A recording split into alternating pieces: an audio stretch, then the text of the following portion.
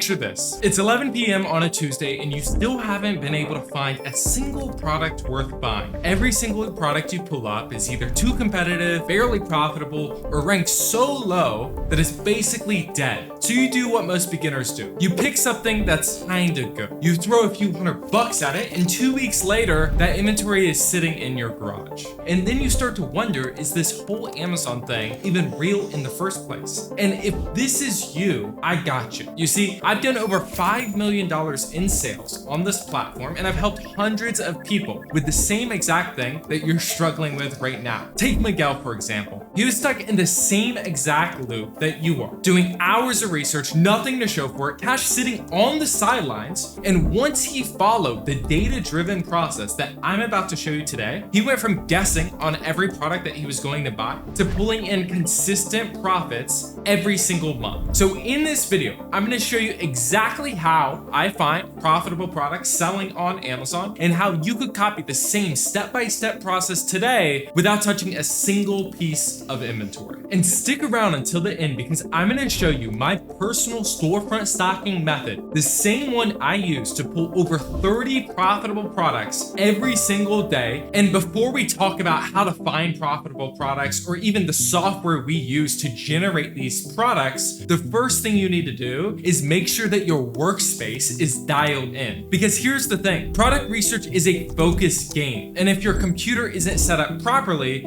you'll be burning through hours with nothing to show for it. And you see, most beginners are actually skipping this part. You know, they open up a Chrome browser, go log into Amazon, and they wonder why 3 hours later, they found 0 products and they're not getting consistent results. What I'm gonna do is I'm gonna take you into my computer and show you how exactly to get your computer set up so you could start finding profitable products on the marketplace. Now that we're in the computer, the first thing we're gonna do is just get everything set up. So to do that, the first thing you wanna download is Chrome. What you could do is you could go to google.com/Chrome and download the website extension. One thing to premise is that this should be the only browser you do product research from, and it'll make sense a little bit later, but we're going to be downloading a lot of apps inside of Chrome, and you're only able to do this if you have this browser, right? So just note that moving forward, you definitely want to install Chrome. And once you install Chrome, you're then going to go to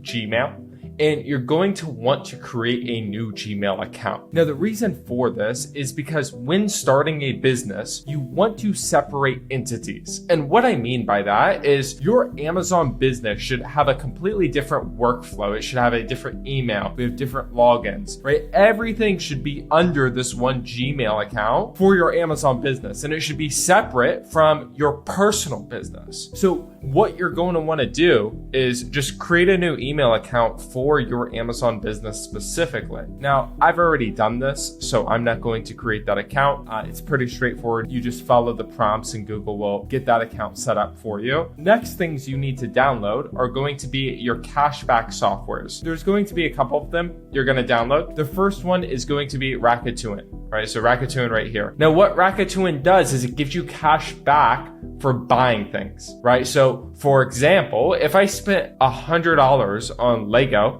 today, I would be able to get $15 in cash back, right? So this is an absolute no-brainer, and this is gonna add an additional 5, 10 to even 15% margin on all the products you're going to be buying. So this is the first one I'm gonna download. Again, the link in description will be down below. The second one is going to be Top Cash Back. So again, this app does the same exact thing. Sometimes Top Cash Back offers higher percentages in cash back than a Rakuten. And then the last one is going to be Frugal. And again, it's the same thing. If you have these stacks all together, you're going to be able to at least bring in an extra 5 to 10% net margin in your Amazon business. So this is a no-brainer to get set up. The links are in the description. If you use the referral code that I have, you'll get around an extra $50 to $60 in cash back for free, which is a no-brainer. Now, another thing I want to premise before we move into the next thing you need to get set up, which is the software, there's this app called Cashback Monitor. And what the Cashback Monitor does is it tells you what provider is offering the highest percentage of cashback. Meaning that, for example, if we were finding inventory from Walmart,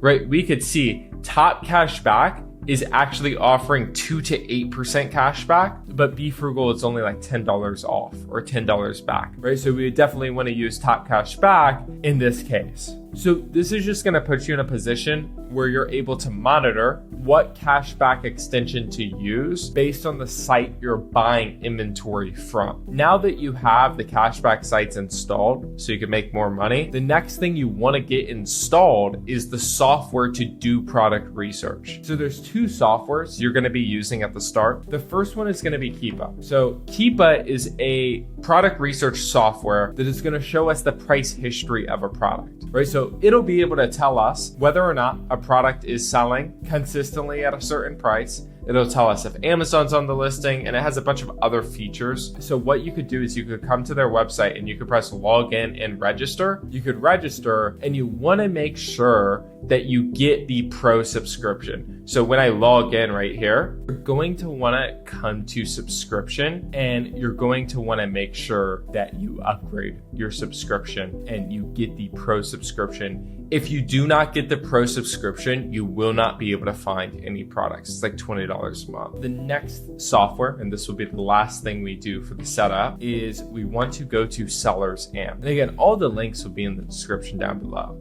But you come to Sellers AMP, and you're going to want to press Start Free Trial, Pay Monthly, and you could just get started with this $19.99 version right here at the start. And then once you start doing more and more product research, obviously you could upgrade, but you're just going to want to get this subscription set up. So once you log in, start the free trial, you're going to be presented a screen that looks just like this one. And right away, you're going to come to settings, and you just want to make sure that your settings are set up correctly. So it'll look something like this. The first thing you want to do is you want to make sure your home marketplace is Amazon.com. Inbound shipping should be around 50 cents per pound. So what we're going to do is we're going to put 50 cents here. The next thing is inbound placement fees are going to be Amazon optimized splits. Then we're going to do storage time 0 months. The only other filter you have to change here is prep fee.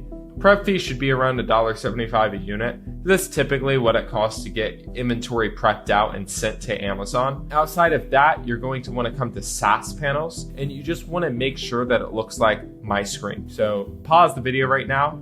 You could filter these and just make sure it aligns with everything that I have set up on my end. Now, once you get those three things set up, your computer is going to be ready to start doing some product research. Now that you got your computer set up and you have the right software set up to do product research, before we dive into the product research strategy, you need to know what you're looking for. Because if you don't know the criteria, every product looks like a good product that's profitable. And to put simply, there's really like 3 numbers that matter, right? Now, most of you are going to skip this part. You see a product that looks cool, you see a product that makes money, supposedly, and then you buy it, and you wonder why you're not making any profits once that inventory checks into Amazon. And it's because you're not following the right process. You don't have the right buying criteria in place. Because remember, with the Amazon business, you're making money when you buy inventory, not when you sell it, right? So you're buying a cash flow stream. If the numbers don't work and you're buying inventory that doesn't sell or has invalidated the points on the points I'm about to mention to you, then obviously you're going to be losing money. So what I'm going to do is I'm going to take you into my computer and show you the 4-point checklist that I use to validate all the products I have on Amazon. And if it doesn't match any point in this checklist, you move on to the next product. Now, this is the 4-point evaluation process I use to validate to see whether a product is a good buy or a bad buy. And put simply, this is a really simple process. So the first thing we want to look at is the ROI, at least 25, 30%. It could also be lower. It could be like 20%. So anything around the 20 to 30% range, I just want to check that off, right? You don't want to be buying products that are 5% returns, 10% returns. The reason for that is just it's too small of a margin of error. Like one refund or one problem with a product and your margin's completely wiped, you're losing money on the whole batch of inventory you bought. So you need to keep your ROI at least at a bare minimum of like 50 15, 20%. Ideally, we want to be, like 20, 30, 40, 50% with our ROI, especially if you're working with lower capital, right? If you're working with anything like under $10,000 to get started with buying inventory, your main focus in the inventory you buy should be ROI. You should only be buying products with like a 40 to 50% return so you could compound your capital as quickly as possible. If you're buying inventory with only $1,000, $2,000 and you're only seeing a 10% return, it's going to take you forever to scale this business, right? So ROI is the first thing you want to look at. If you're working with smaller capital, target higher returns. If capital's not a constraint for you, then we could start working with lower returns. The lowest return I'm able to accept is like 15, 20%, right around there. Now, the next thing we want to look for is the buy box stable over the last 90 days. So what does that mean? This is what a stable buy box would look like. So you can see for the last 3 months, the lowest this product has sold for was around like $14. And then the highest this product is sold for is $15.99. So there's like a $2 gap or $2 range in between the lowest price and the highest price. And we could see relatively like this buy box is very consistent. Where something like this, is a little less consistent. So number one, we have the offer count rapidly increasing, which is a red flag. And we'll dive into this in a couple minutes. But you also have the buy box price going from $49 all the way down to $32. That's like a 12 13 point discrepancy in price. So something like this would be a red flag in a sense. And it's just something you want to look for. The more stable of a buy box you have, the more money that product's going to make, right? So like people always ask me, Jaden, like what's the number one thing you look for when buying inventory? Is it estimated sales? Is it ROI? Is it profit per unit? It's really stability in buy box. This is the most important thing with any Amazon listing, because as you could see, this product has relatively been selling for around $14 on average for the last year, pretty consistently. Well, if I'm able to put myself in a position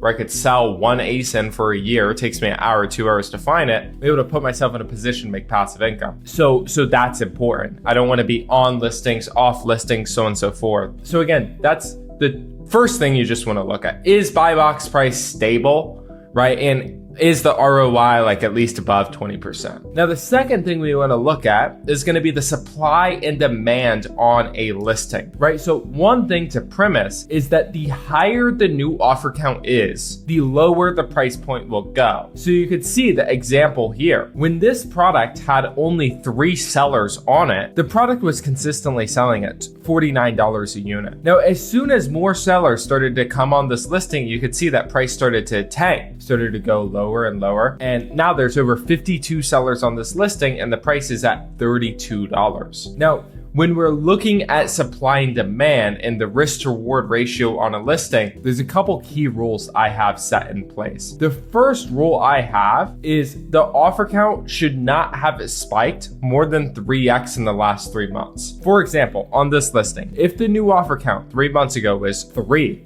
there's 3 sellers on it. Now there should be 9, right? And if there's more than 9, that's an immediate red flag to me. And it just shows me that there's too much competition on the listing to buy it. Because what'll happen with a product like this is it could look profitable. You could buy this for $17.99, selling for $32 a unit right now. But the thing is, as soon as you list this on your storefront, and as soon as this checks into Amazon, you're no longer going to make money because this product is going to keep on going lower and lower in price. I would expect, probably within the next 4 weeks, this product starts headed down to like $29, $28, $27, which would be unprofitable for us, right? So we always want to put ourselves in a position where the inventory we buy, we're able to profit from. If the offer count has 3x in the last 3 months, then I just wouldn't proceed to buy unless you have like a substantial ROI, right? Because you have margin to play with if the product goes down in price, which will happen. So that's the biggest rule of thumb you want to look for when buying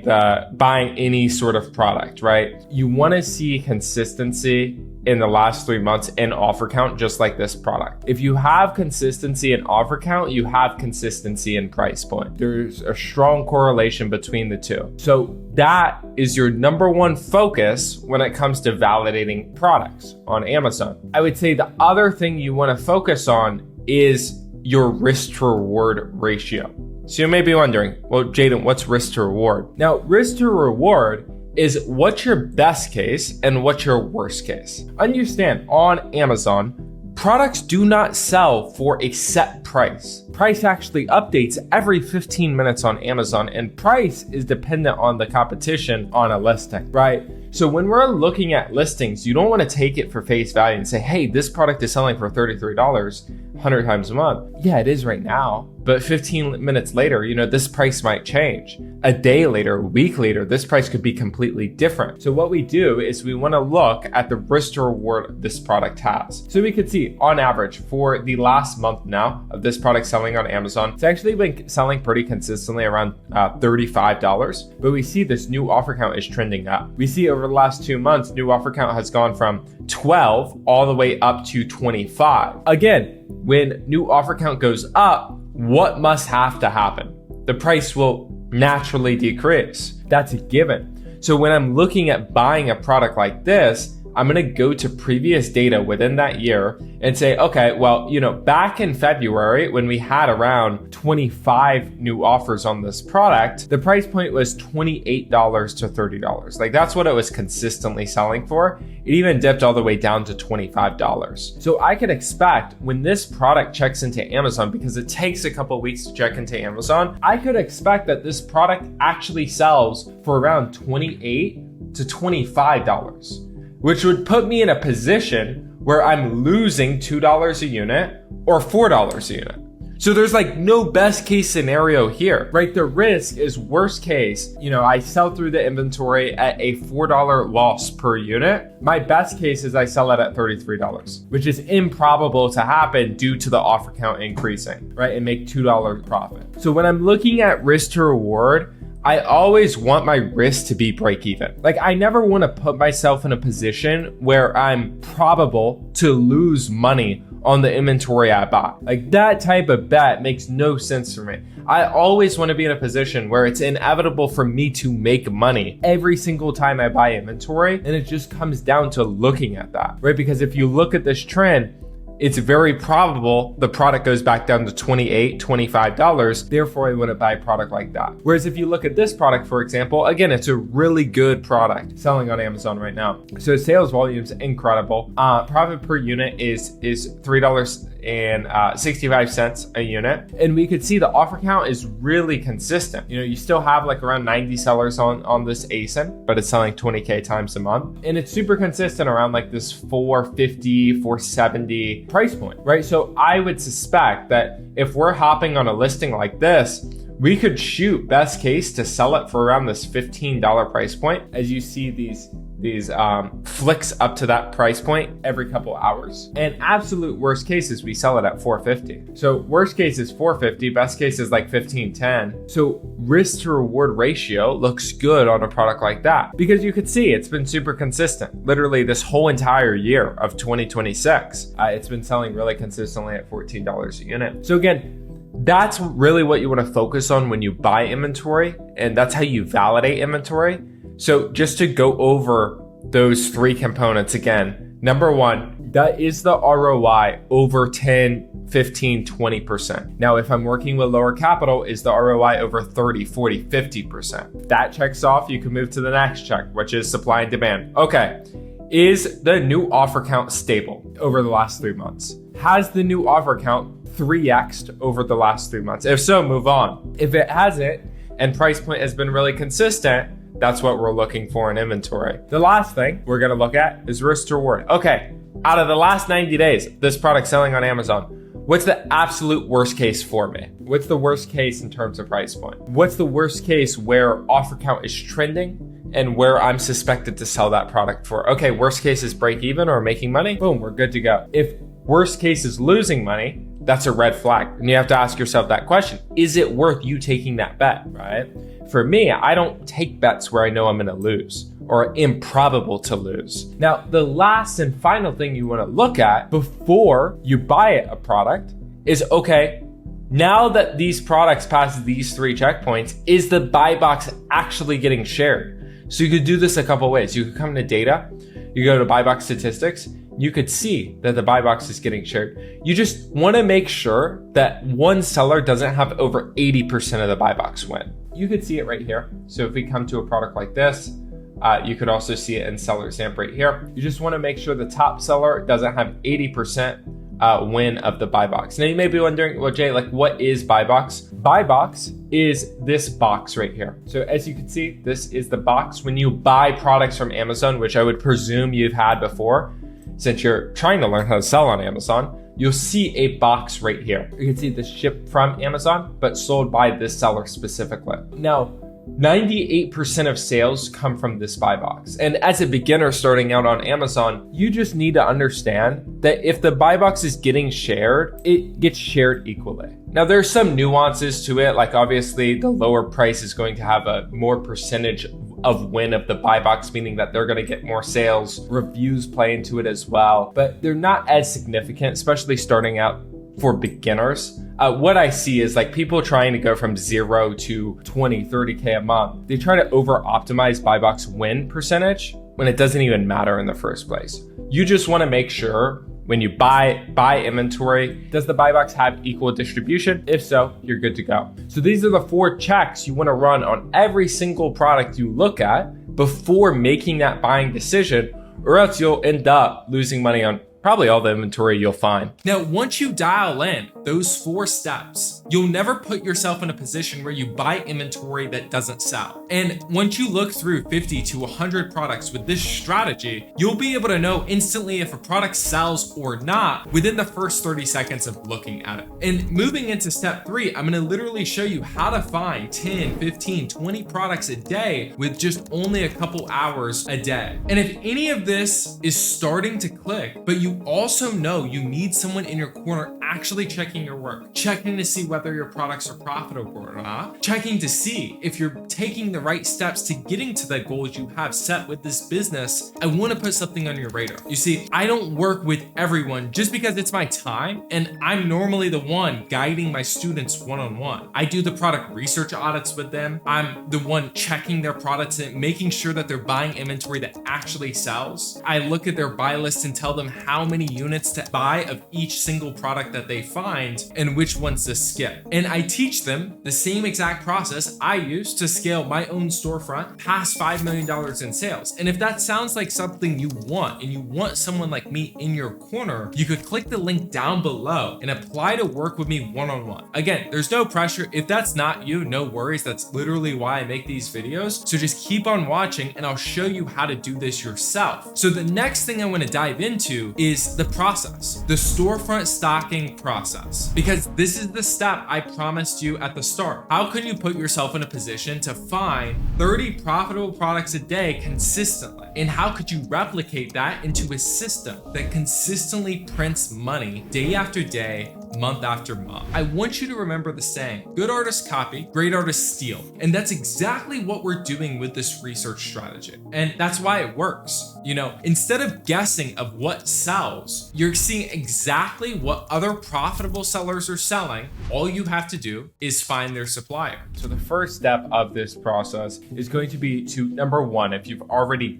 been doing Amazon, you've already been finding products, start with a profitable product you have already found, right? The products that you find are going to have the highest probability of finding other winners. So that's the first thing I want to premise. Now, the second thing is like, if you're starting from scratch, if you don't have any products on Amazon, there's a couple of ways you could generate products to do sourcing from. So the first way is that you could come to Keepa and then you could go to Product Finder and pretty much you could just come to new offer count, make this like 15. You could do sales rank from like 50,000 and then you could come down to buy box price or new price, my bad. Put $25 here. Then you could also come down here to buy box percentage top seller, do 70%, and you'll have 16,000 products to look off of. you could select any one of these products, and I would recommend like selecting a brand you don't have context on. So like I wouldn't select Nike, Adidas, Puma, Apple, any of those brands. Like select a brand you've never heard of. You could even increase the new offer count from like 25, or get this, we could do a 30-day average from 25, you get 4,600 products, and this should give us more nuanced brands. So if I come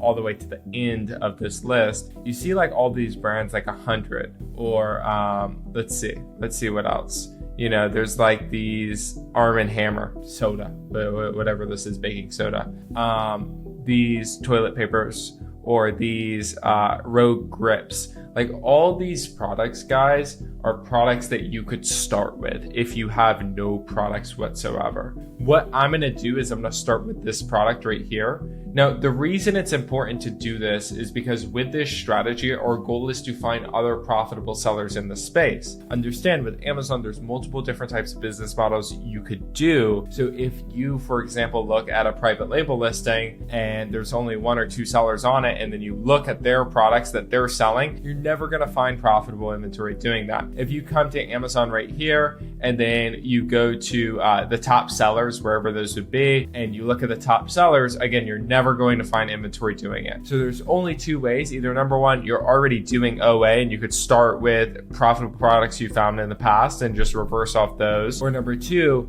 you could do the strategy I just showed you with Keepa, and you have literally a list of like 4,600, 4,700 products you could start with.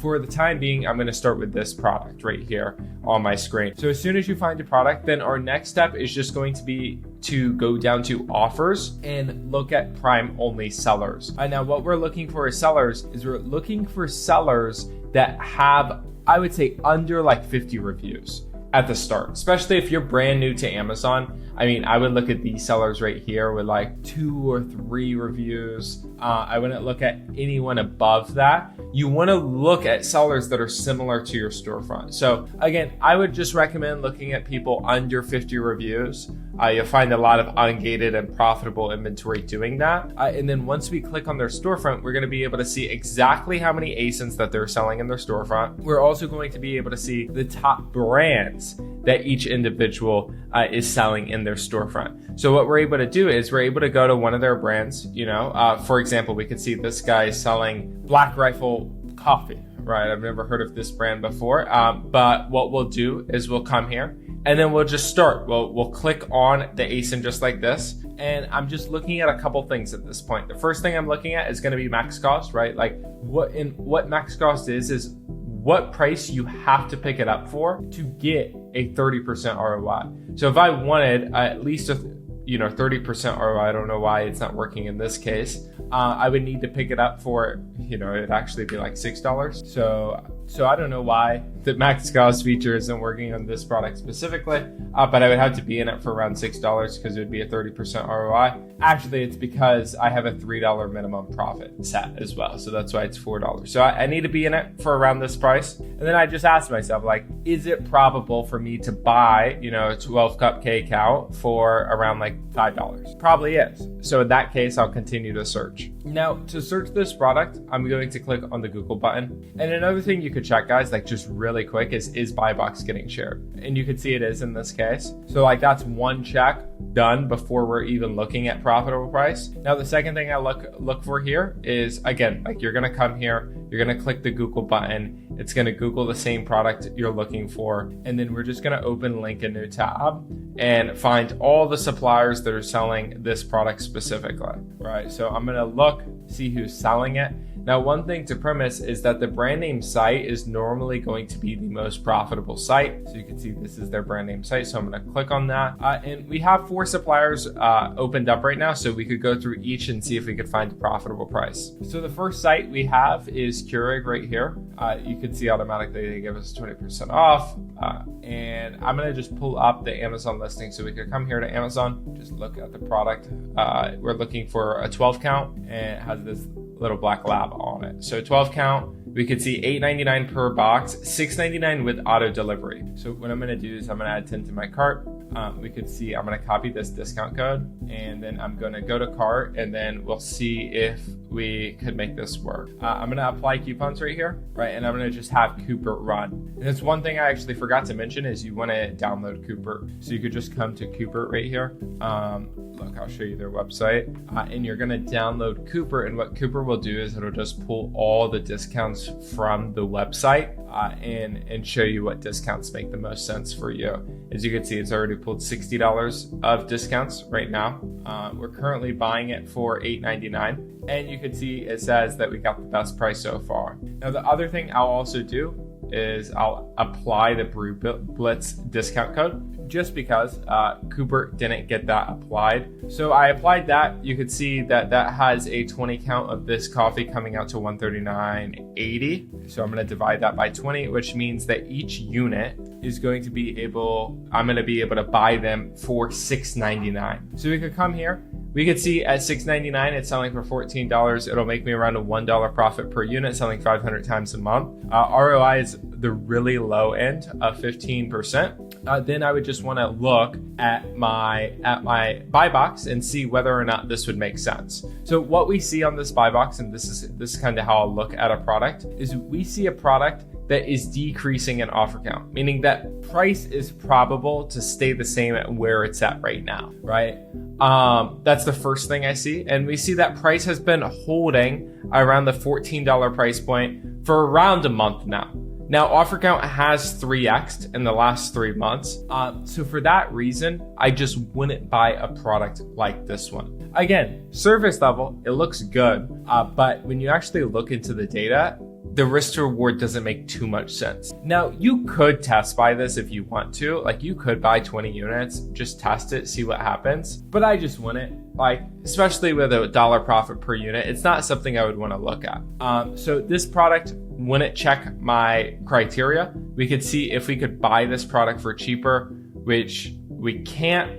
So what we're gonna do is we're gonna move to the next product, which is this one. That's really the name of the game, guys. It's just coming here, looking at other sellers that are profitable, and then taking it from there. So again, I'm gonna click on these websites. It seems like it's actually the same websites we were looking at before. And we're gonna go through this product together. So we can see this selling for $23.89. I'm gonna pull this product up on Amazon just to double confirm that price. It's selling for $23.94. We gotta be in it for $10 for it to make sense. We could see that price is pretty stable. Offer count's actually really stable in a product like this. Buy box is also getting shared. Price is consistent at $23 a unit. So we could see it's 21 on Walmart. I'm gonna move on from there. We could see we could buy a box for $10 per box with this coupon code that we found. So that could be a win. We also have it from the site.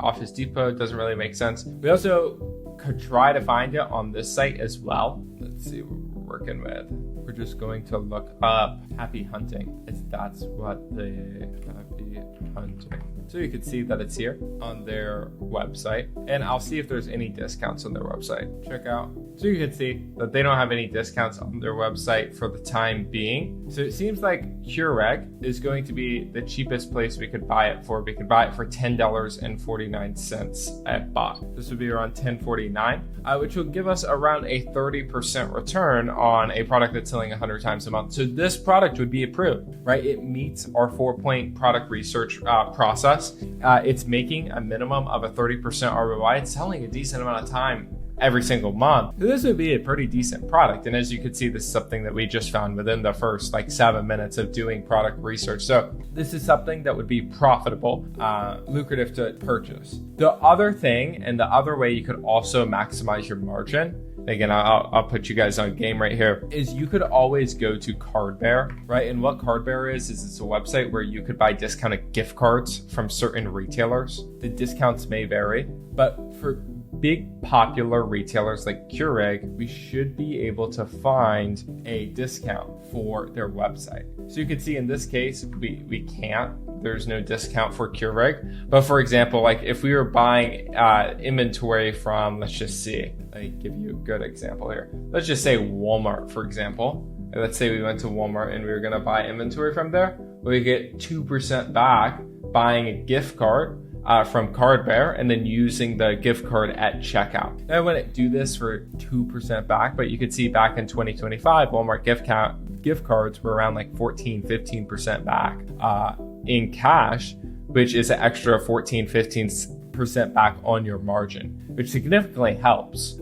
So this is another strategy you could use in terms of just maximizing your ROI, maximizing your return per product. But that is the strategy, right? From here, we would keep on going through the 55 products that this guy has in his storefront, and then we could replicate the process. We could look at other sellers until we have spent enough money on inventory. And from there, we wait for the inventory to sell and repeat the process over and over again. So that's the product research strategy. Now, this same exact strategy I just shared with you is what Ashley did, and she found her first profitable products literally within 48 hours. You see, she didn't invent anything. She copied the same exact process that I just walked you through. Now, I just want to be real with you. You see, like, this isn't a get-rich-quick scheme. This takes work. It takes persistence. It takes consistency. The reason I'm stressing this is because this is what it takes to become successful, right? I can't do the push-ups for you. You're going to have to do them yourself. And anyone telling you that you're going to go make millions of dollars on Amazon is just lying to your face straight up. But if you're in it for the long term, if you're focused on just doing this for the next 30, 60, 90 days, the next 1 year, 2 year, 3 years, the payoff is going to be there. If you want me personally auditing your product research and making sure every hour you spend on sourcing actually pays you back, click the link down below in the description and schedule a call with my team to see if we're a good fit. And if you want a full Amazon step-by-step guide on how to sell on Amazon in 2026 from day zero, go ahead and watch the video on the screen right here. Either way, pick one and get the ball rolling. That's all I have for this one, and I'll see you in the next one.